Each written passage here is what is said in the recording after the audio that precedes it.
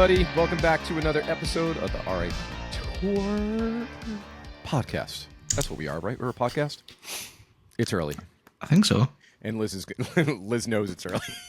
Anyway, we had another announcement this week. Also had, I'm going to call it, this is what I'm going to call it. I'm going to call it the Great HHN Ticket Debacle. I like it. So Ticket Gate. Yeah, Ticket Gate. There you go. We're going to get into that, but we're going to get into Insidious first. But I can't do this by myself, so as if you guys are watching us on YouTube, you can see us all here. Gary, how are you, sir? Welcome back. We haven't seen you in a bit.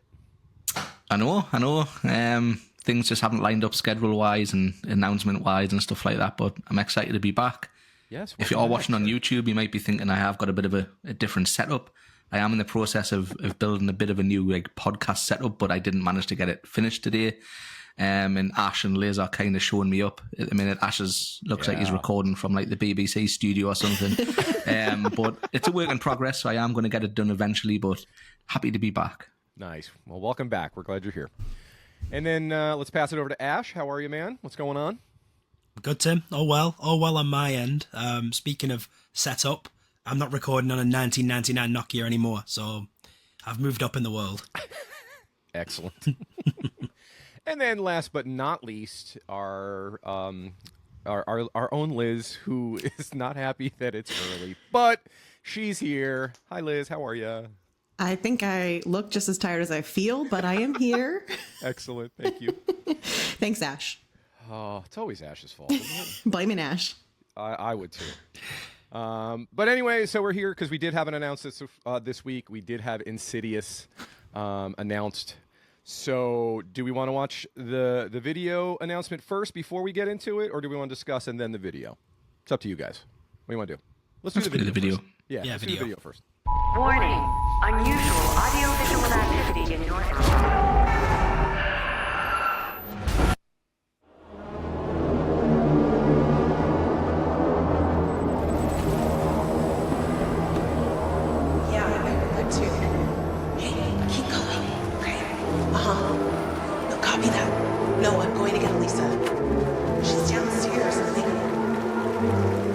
So, what are you doing after? Haven't thought about it. Come on, Jade. You know we all want you to go. Plus, what good is a cast party if you aren't going to be there? Fine. Then I'll think about it. Alyssa, you're up. They need you for last looks. That's me. See you later.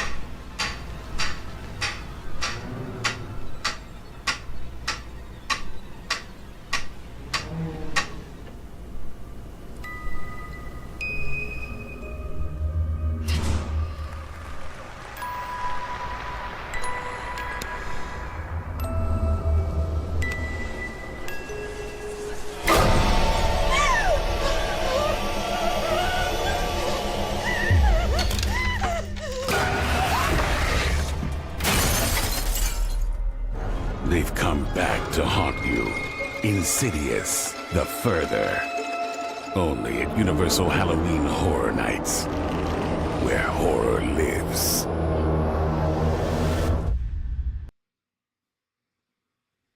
That was so good. That was honestly, I think this has probably been the best video announcement of the season so far. Yeah. I've got to agree. That's one of the best ones they've made in a while. Okay, Gary, so let's just continue. So thoughts about that commercial other than being great? It was so good. It was like a mini movie in itself. The way the shots were set up, the way that they did the special effects, I thought were really, really good as well. And they didn't have to go that hard with the commercial, but they chose to, and I'm here for it. Agreed. What about you, Ash? Yeah, just echoing everything Gary said. I absolutely loved it. When we found out this was coming, I was a little bit indifferent about it. And we're going to get to it, but that just ramped it up tenfold for me, that commercial. I love how it was shot. I love the sort of pendulum ticking. She's hypnotized. She's gone into the further. And that shot with the sort of broken mirror, and you can see the red door through the mirror. Beautiful. Best one they've done in a while. Yep. Agreed. And Liz, what about you? Thoughts? Yeah, I'm right there with everyone else. I thought it was so suspenseful, and I was actually getting a little scared just watching the commercial, which I love. I think these movies are really scary, and I think the commercial lived up to that. Yes, agreed. I have nothing else to add. I agree with everything that you guys said. This has the chance to possibly be the scariest house of the year, then, in my eyes. The video alone, and everybody that has been involved in that house that I've seen tweet or post, whatever, keep saying, be prepared for this one. So I'm all about it. Okay, so question to all you guys. Have you guys seen some of the Insidious movies? So Gary, have you seen any? All of them? None of them? I've seen all of them bar the latest one. We did go to watch the latest one. However, I couldn't remember anything that had happened because it's been that long since I've watched them. So last week we watched the first one again, and tonight we are going to watch number 2 and then just continue until we get back up. Horror Nights homework. Yep, I was going to say, just do your homework. Ash, you've seen them all, right? I have seen them all. Yeah, Okay. I actually did watch number 1 again on Friday night. I watched chapter 2 last night. I'm going to watch chapter 3 tonight. What I do love about these movies, though, they are not, but they give me the feeling of like a found footage movie. A lot of the scenes in there are sort of like found footage, which I really like. And it makes sense because it's the same creators of Paranormal Activity. So spooky, real eerie settings. I love these type of movies, and yeah, it's gonna make for a spooky house, scary house for sure. Awesome. And then Liz, what about you? I've seen 1 through 4, but it's been so long that I definitely need a refresher because I watched, I assume 1 through 3 before the 2015 house, and then I probably watched 4 before the 2017 version. Mm-hmm. But it's been that long. I haven't watched them since then, so I definitely want to do a refresher. Yeah, same. I need to do homework too. I know I've definitely seen the first 2. I don't think I've seen 3, 4, or 5. I like this franchise. Very, very spooky. And I think this is going to make an excellent house. So I have it in front of me, so I'm just going to read the press release if that's all good, okay? So Insidious the Further brings a terrifying realm of darkness to Universal Studios' Halloween Horror Nights in an all-new haunted house inspired by the hit supernatural horror Insidious film franchise. This fall, Halloween Horror Nights guests will travel deeper into the paranormal dimension of tortured souls and demonic entities when they enter Insidious the Further, an all-new haunted house inspired by the successful Insidious film franchise. The terrifying journey through the darkness is set to begin August 30th at Universal Orlando Resort and Thursday, September 5th at Universal Studios Hollywood. Produced by Blumhouse Productions in association with Sony Pictures, Insidious tells the disturbing story of the Lamberts, a family haunted by evil supernatural forces after their son slips into an inexplicable comatose state after becoming possessed by a demonic entity. In the all-new Halloween Horror Nights haunted house, guests will follow in the footsteps of the guests following the footsteps of the Lamberts, encountering familiar settings and scares as they are transported directly into the Further, the ethereal place where ghosts and demons lurk. And just like in the films, guests will quickly learn that the paranormal creatures are here to stay. Guest journey into Insidious the Further begins as they step through the iconic Red Door, where many of the tormented spirits and demons from the franchise await.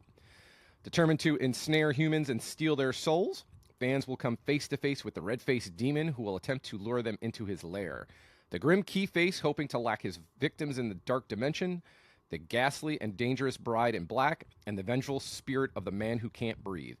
As guests make their way through the haunted house, they'll go from red door to red door, traveling deeper into a dark and timeless astral world where they must evade this collection of sinister creatures at every spine-chilling turn, or their souls will be trapped here forever. All right, so any more thoughts now that we've also just read the press release? So we'll just go around again. Gary?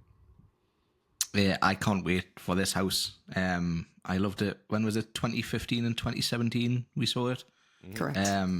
2015 was just intense. 2017 was just a snippet because I believe it was in the Blumhouse. It was in the Blumhouse mixed house, wasn't it? Yeah.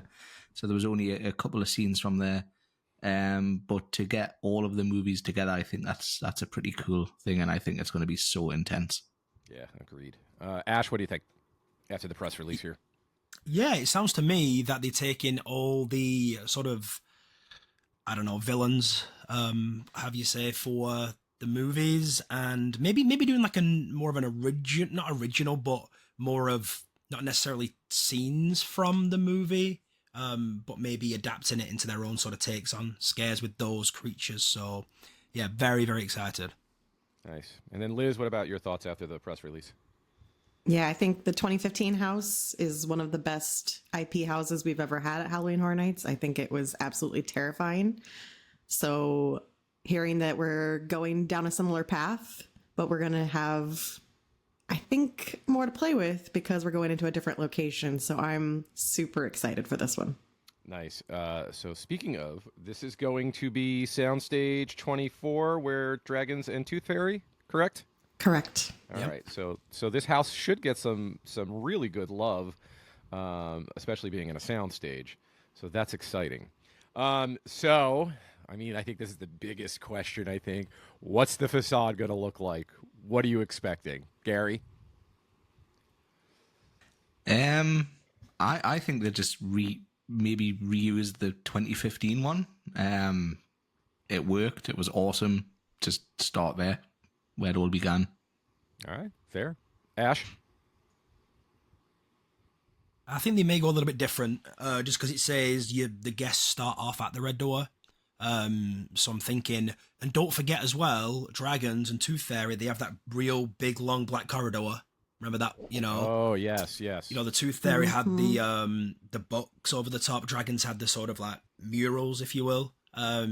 So are we gonna get, I don't know, creepy noises, or maybe a song playing, as we're walking down that Tiptoeing, dark corridor, perhaps? tiptoeing down that long dark corridor. And I'm thinking maybe they'll skip the Smith estate from Insidious 2 that we had in 15, and maybe just like have a red door there. I know it might be a little bit, what we didn't have in 25, but that's what I'm thinking.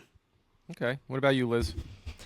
Yeah, I agree with Ash that they say you're entering at the red door, so I have a feeling it's going to be something with that. But that facade from 2015 was beautiful, especially for a tent house. So they can't go less than that. So I'm very curious to see how they turn, if it is the red door, that into some sort of striking first impression when you turn that corner. Okay. I have a different thought. So Okay. if it's just the red door and that's it, what if we have the red door and it's just like some kind of spooky lighting, and that is all it is? Like, to me, the less for this one is a little more ominous and spookier and creepier, because you're just like, what am I going through? And maybe, I know you can't pulse, but it would be something to be able to have the door just open and then close. Maybe just a couple seconds apart, then let the next group go. So yes, maybe it is a pulse, but we're only talking a couple seconds. I know that's not going to happen. It's just what I would like. Obviously, it's just going to be the conga line going through. But I feel like maybe it's just the red door, maybe just some creepy lighting, and that's it. Just nothing with whatever music we've got going on. So some fog and some red lighting, maybe some mirrors would look really cool. That'd be sick. Fog would make sense too, because when they're in the further, that's how you tell they're in the further, because a lot of fog there. Yeah, makes sense. Exactly.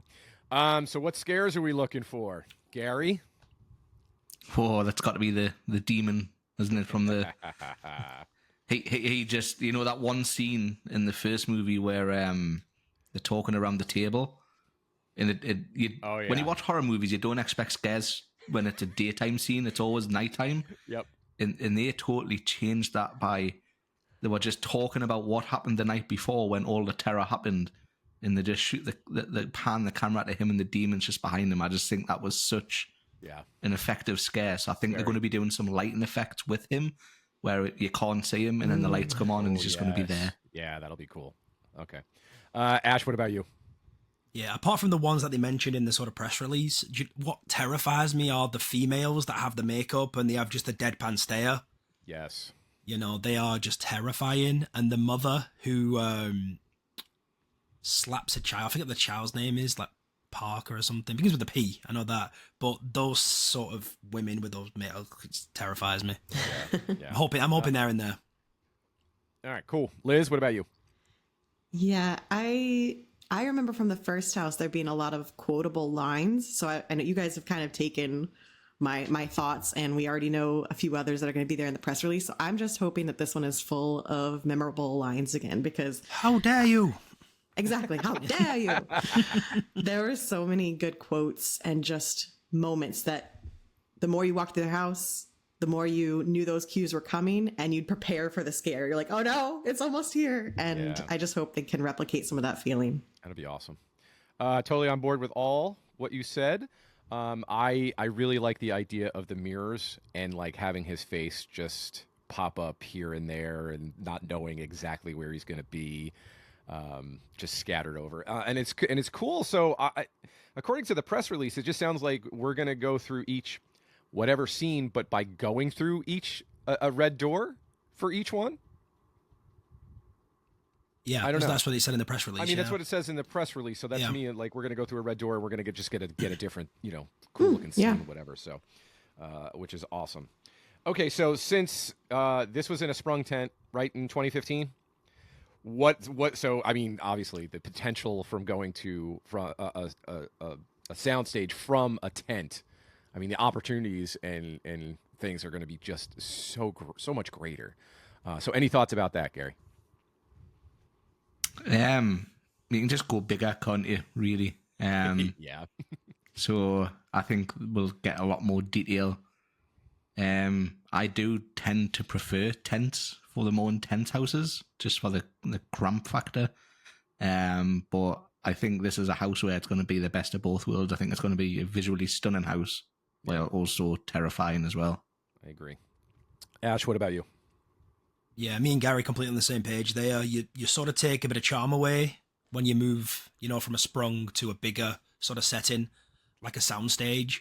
I think for something like this, where it is more sort of psychological scares plus jump scares as well, those sort of narrow claustrophobic areas lend itself really well to that, whereas soundstage sometimes gets a little bit too big and it can lose some of its charm. But I'm hoping scenic's beautiful, but they've got to deliver with those scares as well, given it's a bigger setting. Yeah, for sure. Liz? Yeah, the original house had the claustrophobia factor, but we didn't get the beautiful scenery that I think you could create for this house. So there's always the fear of when the original house was so good that if you bring it back, it might not hit the same way. But I think because it's moving from tent to soundstage, we'll get something different. Will it live up to the scares? I don't know yet, but I'm thankful we'll get to see some bigger sets, some more elaborate scenery, and I just hope they can figure out a way to make it claustrophobic even in the soundstage. Oh, God, I hope so. I love being claustrophobic. I didn't get to do the 2015 house. It kind of bums me out. So I'm excited that this is in a soundstage, even though I am with you guys. I love the tent houses because it does make you feel more claustrophobic. But maybe it does get more love to the scenes in the house, but also maybe they can make it where they kind of make you feel claustrophobic in there as well. So that is definitely the goals. So do we think this is the standout IP in terms of scares this year? What do you guys think? Gary? We don't have much to go on really in terms of IPs this year. I don't think Ghostbusters is going to be terrifying. The other house, Quiet Place. Yeah, I'm looking forward for that one. To me, it's going to be between A Quiet Place and Insidious. Fair. The other rumored IP that hasn't been announced yet. That's not maybe, but you could argue it's maybe not an IP though too. If you want to go down that route, that's a whole other show. But we have been known in the years to be really intense houses. But have they been against really intense IPs at the same time? So I think Insidious and Quiet Place could make the other, I'm just going to say it, Universal Monsters. I think it could make that I think I could dumb it down a little bit in terms of scariness to make it not look as scary if you compare it to Insidious. Gotcha. Yeah. All right, Ash, thoughts? Yeah, slim pickings, like Gary said, for IPs, for sure, because it's a 3-7 split or a 4-6 split, depending on what fence you're on with Universal Monsters. But this is going to be the scariest IP for sure. I know, obviously, Quiet Place is a coin toss, so we don't know fully what we're expecting yet from that one. But I wasn't too wild about this coming. To be honest with you, because we've had it, but the more I've sat on it and thought about it, and I've seen the press release and the commercial, I've got a full sort of 180 on it. I'm so excited to see this now. So yeah, this is going to be the scariest. Yep, for sure. Awesome. All right, Liz, what do you think? Yeah, I completely agree. There's always a chance that an original house is scarier. We don't really know what to expect for those. But right now, this is my front runner for most likely the scariest house. I feel like this franchise just gets into your brain. It's a psychological thing. And I think you carry that into the house when you walk through. And so it just adds that extra element. I agree with that. Yeah, I also agree. I think this is probably going to be up there for the, at least in the running, because we don't know about the originals or A Quiet Place for that matter. But, looking at this list, I feel like this should jump up to the top of, like, we think this is going to be, like, one of the scariest houses this year. So, agreed. All right, so that's Insidious. That was our announcement. And now we're going to get into a whole new topic that's, it's just exploded over the last few days all over social media. The great HHN ticket debacle, or ticket gate, as Gary has called it. No comment. Ticket gate. Nice, Gary. So we were going to discuss that, but before we discuss that, Ash, if you're cool with it, I'm going to have you just kind of go through like the different tickets. Yeah. And pricing from maybe from last year to this year, increases, that kind of stuff. So if you can take us through that.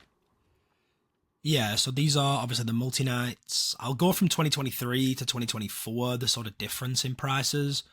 The biggest increase are the express attached to them. So Rush of Fear with express. So a lot of these are similar pricing. Did Frequent Fear go down in price? Because last year it was showing $220. Oh no, it went up by $10. So they're very similar. The sort of base. Yeah, it went up by 10. Yeah, it went up by $10. So a lot of them are very similar. So I'll go over the express one. So Ultimate Frequent Fear with express, the biggest one. Last year, including tax, was $979. Now it's $1,139 with tax this year, which is obviously it's a big jump, right? It is a 16% daily increase from last year. Then we've got Frequent Fear Plus with express. Last year with tax was $745. This year was $894.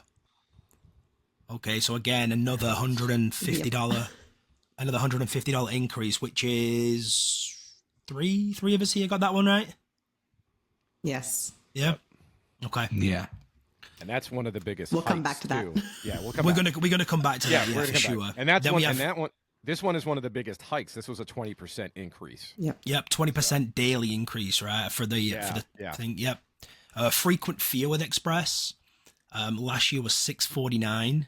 This year's $777. So again, about another $130. And then Rush of Fear with express. Last year was $564. This year is $649. So what's that, like an $80 raise? Yeah, something like that, like a $1,800 increase. So in terms of what we're going to do, in terms of, we'll talk about this now, just in terms of the pricing, and then we'll kind of go into the debacle, I guess. So yeah, Tim, you go first, then do Gary and Liz, and then we'll come full circle. So in terms of the tickets, Tim, in terms of those increases, what are your first thoughts? I mean, first thoughts, when you look at just the regular price without express, I feel like, yeah, given it's going to go up a little bit here and there depending on what pass you get. But man, when you add that Express in and the jump from last year to this year, it's huge. Huge. And especially for all of us who, I think most of us get that Frequent Fear Plus with Express. And that's one of the 2 passes that were the highest jump on Express. So I have thoughts, but I'm going to wait until we get into the debacle a little more about it. So I'll just pass it over to Gary on thoughts about this. So in terms of price increasing, I just think it's crazy how Ultimate with Express, which gives you the maximum amount of nights, only got a 16% jump, but the passes with less dates got a 20% jump. How does that work out? So I'm going to pay it every year regardless. It's just one of those things that I save for all year. So it's not as if it's something, unexpected, like you get a nail in your tire for your car or your engine. Something that goes wrong with your house. You begrudge paying for it because you don't want to. But this is something I pay for every year. But every year I'm having to save that little bit harder and that little bit extra and tighten the purse strings that little bit more. Does the price warrant this year's lineup? You could tend to argue with the IPs that you've got this year that it doesn't warrant a 20% increase. If they had 6 IPs and 4 originals, that would maybe sway it a little bit more.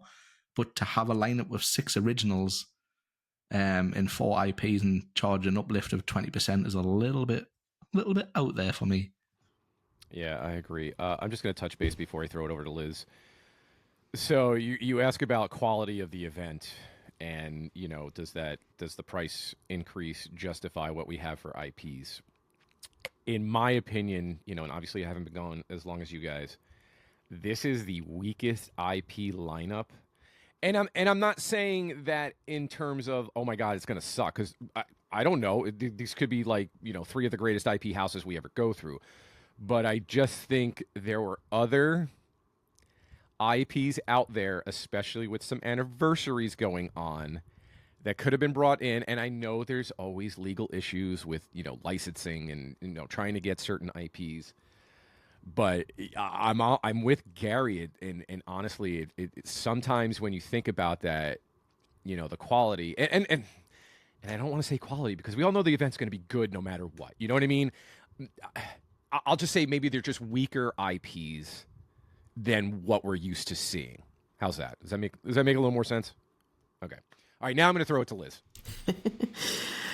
Yeah, I was expecting an increase. Obviously, we expect that every single year. I had budgeted for an extra $100 because I think that's about what it went up last year. Yeah, it went up basically $100 last year. So I was assuming I'd be over $800 for sure to get the same pass. But it ended up being a $140 increase, which I was like, whoa. And I did actually pause for a moment and do some math on whether or not I thought I would get Frequent Fear Plus or if I could drop down to Frequent Fear. And ultimately, I decided to go ahead and get the Frequent Fear Plus because I have friends traveling in who have Rush of Fear. So they're going to have the Fridays. So for this year, I decided to keep it. But I'm glad I didn't spend too much time thinking about it. For what we're about to talk about next. Oh boy! All right, Ash, you want to lead us through the debacle? Sure. I mean, Okay. Okay. So, where do we start? Okay, so we got wind of these passes selling out in terms of the express portion of it, and then a couple. Hold on. Let me stop you before you get that. Yeah, go ahead. Every year, Universal, when we think they're going to drop tickets, we have an inkling. It's not, and like we get rumors of when it's coming, but they never tell you like, hey, we are going to start selling these tickets on let's just say July 10th, whatever the date was. Okay, they never tell you exactly. It just drops, and Gary is always the first one to tell us. Well, because he's 5 hours ahead. Right, the time change. He's 5 hours ahead of us. And by the time we're all waking up, Gary's like, tickets are on sale. They're on the app. They're on the website. And we're like, oh, here we go. So I just wanted to preface that before you get into this, Ash, because I feel like this is a key component when we get into more discussion of this. And can I add one more thing to that? Not only do we not know when it's coming, we don't know what the prices are until they put them up. And this particular year, they didn't announce that they were online until noon when they announced Insidious. So plenty of the people in the community knew because, people like Gary that are checking because we're like, oh, it could be today. They checked the website. So plenty knew. But if you weren't on social media at noon to see it announced, then... And that's a 7-hour gap between the tickets going live. They went live at 5 a.m. because I bought mine when I checked the receipt. It was 10:01, which would have been 5:01 for you. Yeah. Yep. So I bought my tickets 1 minute after they went live. Well, after the time the processed. So that's a 7-hour gap between Before the they tickets announced. going live. Imagine if a Taylor Swift concert tickets went live and they didn't tell anyone for 7 hours. Imagine. Yeah. Just put that into perspective. And just to put it further, because I know Ash is going to, I think, continue on this. They announced at noon. By 2 p.m., we had our first sellout. All right, sorry, Ash. We just wanted to keep adding things No, before you this even is get good. going. This is good because I don't know how to tackle this. So because it's, We'll all just have. we'll all jump in. But it is here's the thing for me, right? I'm very empathetic anyway. People who normally get an express pass for the season who haven't got one, I'm extremely bummed for you. Honestly, I truly am. Now here's my two thoughts. Right. Firstly, Universal didn't tell us they were going on sale. They never do. They never tell you a date that these tickets are going on sale, right? So forget that part. Typically, the people who get the express passes are part of the community. They have Twitter, Facebook, they get emails from Universal, so they know they're on sale, right? The people typically who get the express, okay? Now, I'm not bummed out about that part. What I am is just not relaying the fact that they are so scarce this year in terms of the express or limited or capped. That's the word I'm looking for, capped. If that would have been relayed, it's going to make a decision because this has never happened before. There's people who got a season pass with express 3 weeks later, So we'll talk about the pros and cons about it, but that is where my biggest gripe is, the fact that they didn't relay. They don't have to, I get that completely, but they didn't relay the fact that it was going to be capped. The day they go on sale, whatever, because they never tell you anyway, and they had 9 hours to purchase or 7 hours to purchase anyway, but that is where I'm standing with it. Liz? Yeah, I think normally it's not an issue to wait to the end of the workday. And I think a lot of people who are diehard fans who fully intended to buy their ticket with Express the first day just were at work and couldn't purchase yet. But if they'd known it was going to be limited, and like you said, obviously Universal doesn't have to, but I think it would have been a better practice for the fans if they could have made an educated decision. If they had known it was going to be limited, I think a lot of people would have changed their behavior and made sure that they either took a lunch break or purchased before work. There would have been some different choices made, I think, if they knew. And I think that's why a lot of people are upset, is because it feels like the rug was pulled out from underneath them. All right, I'm going to jump in too because I agree with this. Mm-hmm. So I think, okay, so all right, let me start with this. So if this is going to be the norm now going forward, that we're going to cap on, these on the passes, however much they decide you're going to sell. Going forward, I think from now on, Universal has to announce when the date is going to be. It would be nice if we had the pricing, but whatever. Most of us are going to pay whatever it is anyway. We're all going to gripe about whatever increase, but you know what? In the end, we're all going because we love this event. I mean, for all of us, this is the one time of the year that we all get to spend a lot of time with each other, over a 2-month span. Gary plans his vacations around that. Liz, you brought this up when we were talking, and I think this is probably the greatest analogy. It's like the Disney marathons. Everybody knows when the Disney marathons registration goes up live because that's also another event that sells out very quickly. So everybody that's trying to do that can plan around trying to register at that time. Whether they're at work and they can take, a 15, 20-minute break just to go off and do that, or just plan having the day off, whatever it may be. So going forward, if we're going to limit this, I think they need to do that. That's just my opinion. Obviously, Universal can do whatever they want, but I think that is a bad look with what just happened this year. So I'm going to be honest. I am one of the ones that did not get Express, because usually what I do is I buy my pass and then I just upgrade it to Express right before the event. I've done it for the last 3 years. Never an issue. And that's why I didn't panic when I got up, saw the thing. I was like, let me just get my ticket, whatever. Doesn't matter what my reasoning is. I had plans on doing it. Now I can't. For somebody like my son, who has a work schedule and has to be able to use Express because of his job, he can't get to Stay and Scream. He doesn't have the opportunity to do that. So, and yeah, granted, this is all, it may sound privileged, but it's not, because it's also not fair because he didn't get the chance to get that. Liz nailed it. How do you make an announcement at 12 o'clock for the actual tickets and a house, and then 3 of these passes are sold out 3 hours later? Yeah. We've never ever seen this before. It's absolutely insane. And that's the reaction, is because it's never happened before. Mm-hmm. And this looks like maybe it's the new norm. We don't really know how the next few weeks will play out.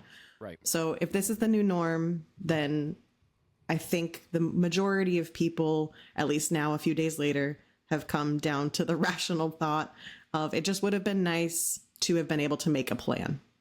Agreed. And if they'd had the force, because then if we were all competing for it and some of us didn't get it, that would be like oh, well, I tried. Like, I might still be mad about it, but it is what it is. I had my opportunity and I didn't get it.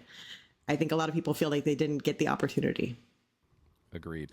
I also want to add, so I also know people that got the Express, but basically almost all of them in their group did not. So now they want to get rid of that pass because now they're the only one in their group that has Express, and that's kind of rough. And I understand it's going to happen because of this, but I just think, yes, the heads up would have been so nice to know before this all happened. So, yep. One thing, just with Universal as well. I wonder if they're gonna, I guess in quote marks, right this wrong. Reason being, right, Universal has got so popular now since the pandemic. Right, we have people who've switched from Disney over to Universal. There's people who are Disney purists who now split time in both parks. For the reason being, Disney have just been take, no give. Whereas Universal have been incredibly transparent. It's incredible value for money. But now on the flip side here, our passes have gone up $250 in 2 years.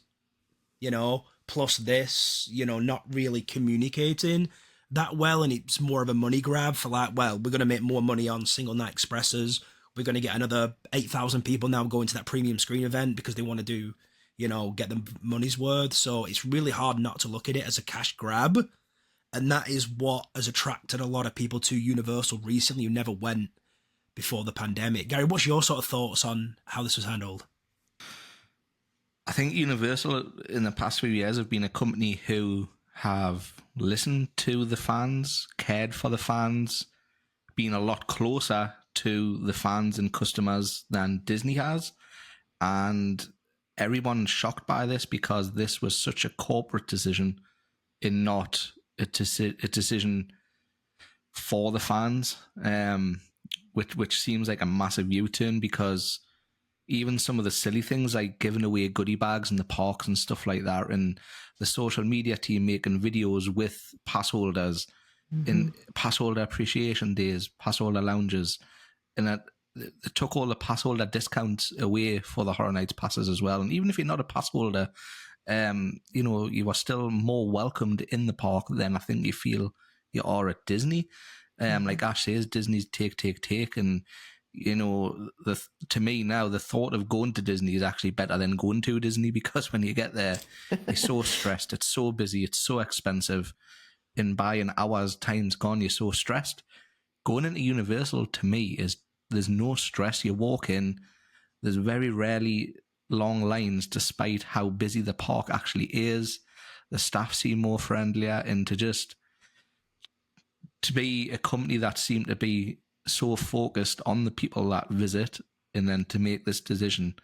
And I really do think as well that if they've took all of the pass holder discounts away, I do think pass holders should at least maybe get a 24-hour early access to the tickets as a perk, if they're not going to let us save any money on that, which is fair enough. I'm still going to buy the tickets. I'm not expecting a discount. My annual pass is just to get me in the gate. I don't expect anything extra to be thrown in. However, I think it would be a good idea to at least let pass holders get 24 hours early access on the tickets as a little benefit. I like that. Can I throw a question out to you guys? So you know how when we all went in and, chose whatever pass, and then you had to pick the date? I feel like, and I know a lot of people are just going to pick the 30th just because, but if people actually stuck to like when they were actually going and actually chose their dates, like, let's say I couldn't go in September. Let's just say I was away, business or whatever, and I wasn't coming back until October.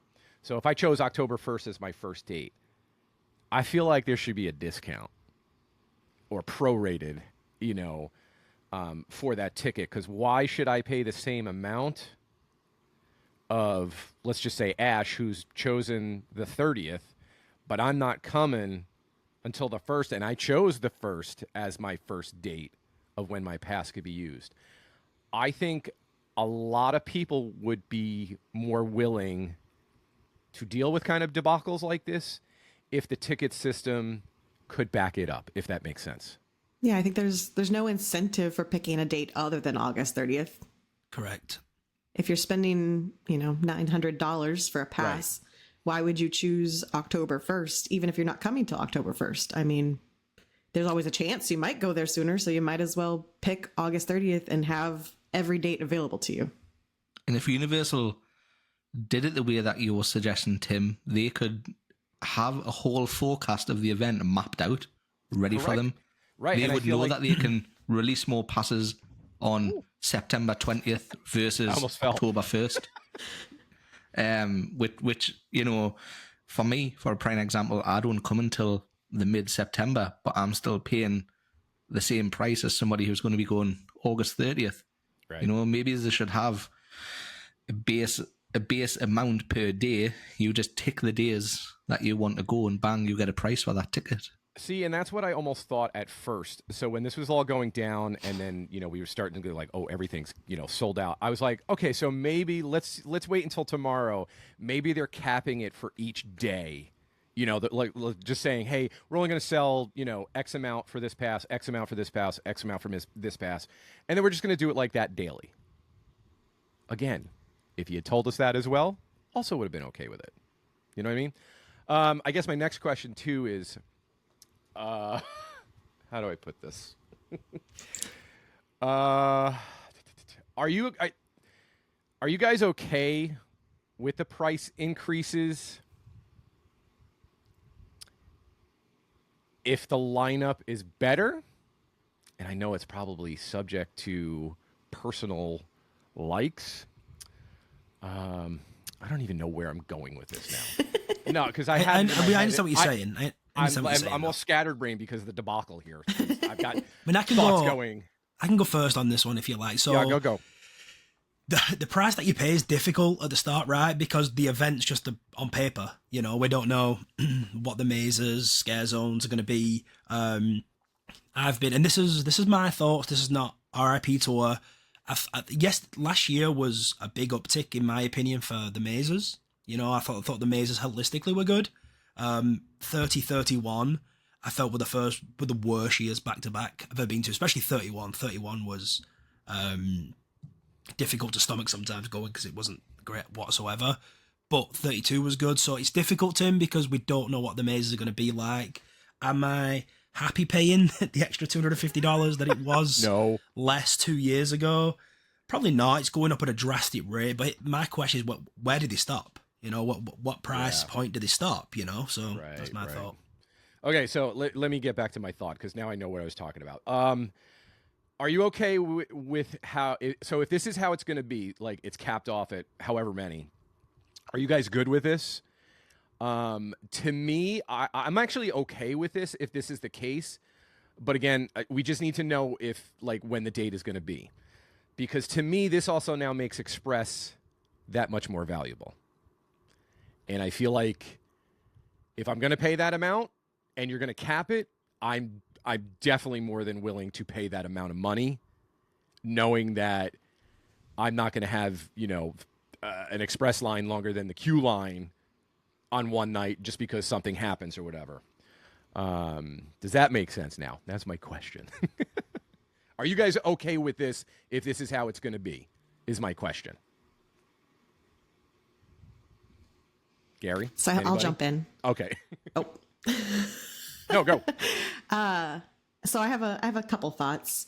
One, I think we just have to wait to see how this pans out, because my fear is that the express lines won't be any shorter. They're just selling less frequent fare with Express in order to open the availability for more single day express. If they're capping single day express as well, and the express lines really are shorter, then I think I'll feel a little better about it. But right now, the pessimist in me is saying it's dollar signs, and single night express is, I looked the other day, the cheapest is $150. So it starts at $150 pre-tax and goes all the way up to $240 in October. Most of the October dates are over $200. So that's a lot of money on the table for them. So we'll see how it transpires. Do you think maybe it could bite them in the butt too, and then people won't buy those one night express since especially during October when it's $250? Or do you think that doesn't matter? People are just going to buy it anyway. I think they're trying to find a breaking point for that. I think they are raising to see how far they can raise, because they can always lower the prices. If people aren't buying, they can drop them back down. The prices can always change. So I think we'll see with that. My other thought, and is more of a fear, is what if this is preparing us for the fact that in the future we won't have Express as an option for the frequent fare passes? Like, what if this is working us toward that not being an option, and we would have to buy single night Express if you really want it? Right. Time will tell. Gary, what are you thinking over there, my guy?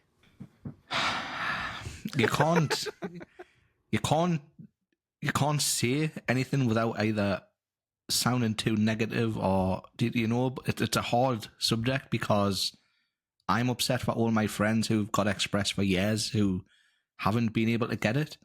But if you take the announcement situation away and just say everyone managed to get their tickets, to me, I am happy Express is capped, because it makes that increase worth it. If I'm paying almost $900 for a ticket, I want to be entering that queue line and coming out of the house within 15 minutes, so, which in most cases Express is like that. However, there is some bad cases, cough cough Chucky, where the Express line was really, really bad, and I waited 45 minutes and it was the worst 45 minutes of my life, standing in the Fast and the Furious queue for that house, to the point where I didn't go back in the house again because I didn't want to experience the queue. But again, it's a bad situation, because obviously so many people have missed out. But now the people who have missed out have, I've worked it out, a roughly $550 spare sitting in their pocket. Are they going to buy the single night expresses for a couple of the nights, or are they going to get, I know, Ash, you talked about different bundles you could do with tickets. So you mentioned getting Rush of Fear with Express and then a normal frequent fare for October. So there is different options you can do, which aren't ideal, but again, sometimes you've just got to make the best of a bad situation. Yeah, just to kind of jump in on that as well. That is exactly what I would do if I didn't get one. I'd get a Rush of Fear with Express. That way I could do all sort of the majority of September Express, and then by the time it's October rolls around, I guess you know what your favourite mazes are by then, so you can sort of pick and choose, I guess, without Express and focus on those ones. This, to me, now is an event I cannot enjoy without Express. Just putting that out there, I just can't enjoy it without Express anymore. And if I'm paying a premium, should I get a premium product in return? I think what Gary's saying, we should, you know? And in an ideal world, if everybody we know who's been stung by this got the Express, like Gary said, I'm sort of glad it's been capped a little bit, because if it's been capped, plus there's a big crackdown on other sort of things, you know, which people use to get an Express as well, then it could make for a better experience with Express. So that's sort of where I don't mind paying it as long as I'm getting the premium. Is Russia Fear with Express still available? Correct. Yes. As of recording this. Oh, okay, yeah. All right, yeah, that's a great. Yeah. As of yeah, That's Sunday exactly morning. what I would do.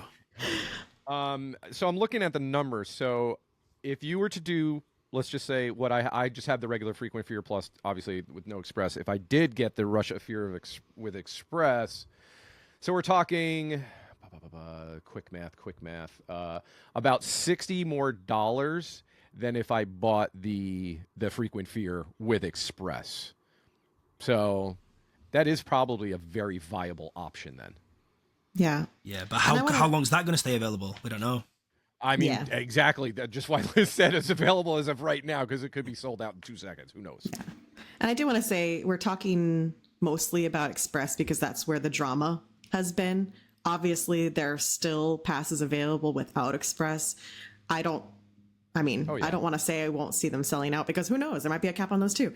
But there are right now still passes available, and surely you can still go to the event without having Express and have a good time.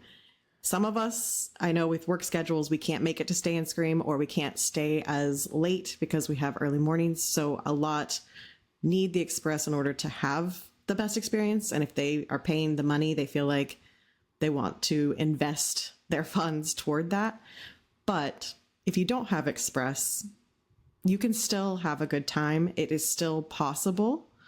And I think we'll have a tips video in the future, tips episode in the future, that we can really go into that and discuss how to enjoy the event without Express. Tim might be well now we hand on can that. I was gonna say we can really do that video now.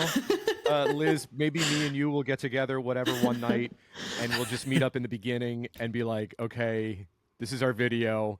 Liz is gonna go off and do Express her way, and then I'm gonna go show you how you can still enjoy this event without Express. Trust Yes. me, there you can do this event without Express. Are you going to get everything in one night? You can, but you may not. right. But so what you need to do is you just need to prioritize, the houses you definitely want to get into, And I think there's different strategies, because 3 of us are local-ish. So our experience is going to be different. If you get a frequent fear pass and you're local, you can make it work. I feel for the people traveling in where this is their annual vacation. They come for a week, they come for 2 weeks, and they were banking on having it and couldn't get it, because it's going to be tougher for them to see everything. But if you're local, we'll be okay. It just has been a stressful few days, but we'll get through it. All right. Oh, Tim, just a quick one as well. I want to just before we go on, the Scream early ticket. That in Halloween Horror Nights 30, I know you bought one for Brady's friend. That was $25. It's now $55. So, yeah, it was. It wasn't the first year. It was either 17 or 18. When I did that for one of Brady's friends, and it only turned out to be $25. So for that going up now to $50 is, I don't know, it's wild, and it's only for 2 hours. I've seen people saying that it's making them consider buying an annual pass just because it's more of a deal than doing the Stay and Scream at this point. Yeah. That's wild. How much is a day ticket to get into Universal, roughly? Out of curiosity. Shoot. And I was just looking at the board yesterday when I went. Disney's like $120-ish, isn't it? It's probably about the same, if not a little bit more. So it's now more beneficial to buy a day ticket to the park Yeah. Go ride some rides. than the Scream early. Then you can get in from 8 a.m. and spend the whole day there. right? Yeah, exactly. For $50 more. Truth. Makes sense. All right. Well, I mean, we don't want to go on all day about the ticket debacle. We all know there's a lot of people that are upset, and totally understandable. And we're not here to poo-poo on anybody or anything or the company itself. We've said our piece. We just wish we had a heads up. I think if we were to talk to everybody about this, I feel like everybody would agree that is probably the main thing. Is if we just had a heads up. Yeah, or even communication afterwards. Yeah, something. Sure. Which hopefully there's still time. Maybe they will. Exactly. All right, then. So before we head out of here, Gary, you got anything else on your mind you want to bring up or anything? No, nothing. No? All right. Ash, what about you? Nope, nothing. Close, though. We're getting close. I know. Very close. We legit only have one more house to go, and then the scare zone, food, drink, all that kind of stuff. Yep. And I would assume that will just get all dropped together. I know people are. I've talked to a couple of people. They're like, "Oh, I don't know why they're waiting to announce Monsters as the last one." I actually think this is kind of cool that they waited for Monsters to be the last announcement. Honestly, so Liz, anything else before we get out of here? Yeah, I know it's been a trying week for a lot of us, but we're under 2 months. Hopefully, most of us will be in the fog one way or another, and we're gonna have a blast. We just got to get through this little bit of stress, but we will be there. We'll be in the fog, and all of this will be a distant memory. Yes, exactly. All right, then. Well, before we get out of here, Gary, you've returned, so where can people find us? People can find us at RIP to our podcast on Twitter, Instagram, TikTok, YouTube, Spotify, Apple, Ash's favorite platform, Threads. We do have a merch shop store if you're from America, and we have, how many new designs have we got this year? 3? Yeah, there's a bunch. Yeah, I think we've got 3 new designs this year, and we just dropped an extra one last week. Yep. So thanks to Ashley, our awesome designer. We've got like it blends in with this year's theme of the sort of 90s grunge look. For sure. Yeah, and it's really, really cool. So go check that out. People do ask how they can support the show, and that's the best way. All the money that we make, every single dollar goes straight back into paying for this setup that we are using and improvements and other designs and stuff like that. So it all goes to help the show keep on going for another season, because we are into year 5 now of RIP to our podcast. Man, how crazy is that? And Tim's still a guest. I'm still a guest. No, this is not true. I've finally been promoted. Yes. I have finally been promoted. So. Gary says it's about time. You could just finally be a host now. Yep. It means I don't have to do it. All right, guys. I mean, that's it for us for right now. Obviously, we're definitely going to have, I would say, at least 2 more announcements. One for the house and then one for the rest. Or maybe they do it in one shot and, just, hey, here's the rest of it. So... but we'll be back soon, and we'll talk to you very soon. All right? Bye, guys. Bye. Bye.